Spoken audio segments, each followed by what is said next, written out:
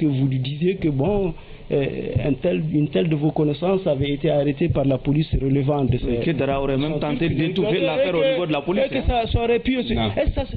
ce sont des arrangements comme ça se passe entre magistrats qu'on gère un peu le... Voilà justement, oui, pour certains magistrats, c'est ce qui se passe. Mais ça, c'est pas mon cas. Lui, en l'occurrence, je le mets au défi. Est-ce que je l'ai appelé une seule fois par rapport à un dossier? Moi, je ne le fais pas. D'ailleurs, les gens que je peux être amené à appeler, tout le monde sait ma soif, mon combat contre l'injustice dans ce pays. Tout le monde le sait, et y compris les justiciables. Vous n'avez rien à voir avec cette affaire Djaba Sora? Écoute, je vais expliquer. Okay. Vous me donnez l'opportunité de... Moi, je ne souhaitais même pas revenir sur ça. Allez-y. Mais moi, le fait que je suis réceptif aux justiciables, parce que c'est ce qui se doit. Le magistrat doit être réceptif par rapport aux justiciables. Et surtout quand un justiciable sait qu'un tel se bat contre l'injustice, mais lorsque cette dame-là a été abordée par la police du 5e arrondissement, 5e arrondissement, je dis bien, donc qui relève de la commune 4, oui. Alors que la dame est à Bakou Djibroni, et il était 21h, monsieur. Il était 21h. Et la dame m'a appelé au téléphone pour dire je suis avec ma fille très petite, mais c'est des policiers qui viennent de m'intercepter, me disent de les suivre au 5e arrondissement. Et j'ai dit, tiens, est-ce que vous pouvez me passer l'argent? Elle m'a passé l'argent. Donc, contrairement à ce qu'il dit, je n'ai pas appelé.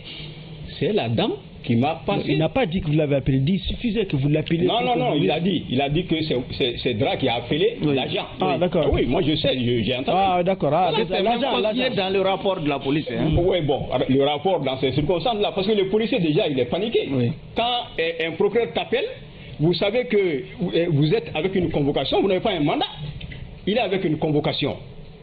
Donc, dès que la dame a passé le policier, il m'a dit, ah, monsieur le procureur, je lui ai dit, mais il est quelle heure là? Il m'a dit, il est 21h. Mais monsieur le procureur, nous étions là depuis 19h. J'ai dit, mais est-ce que vous avez un mandat? Il me dit, non, une convocation. Mais une convocation, ça se sert, et à des horaires qui sont connus. Ça se sert, et puis les gens se présentent à l'heure indiquée. Et là, j'ai dit de passer le téléphone à la dame. Je lui ai conseillé de se faire assister d'un avocat. Et c'est ce qu'elle a fait. Elle a appelé un avocat.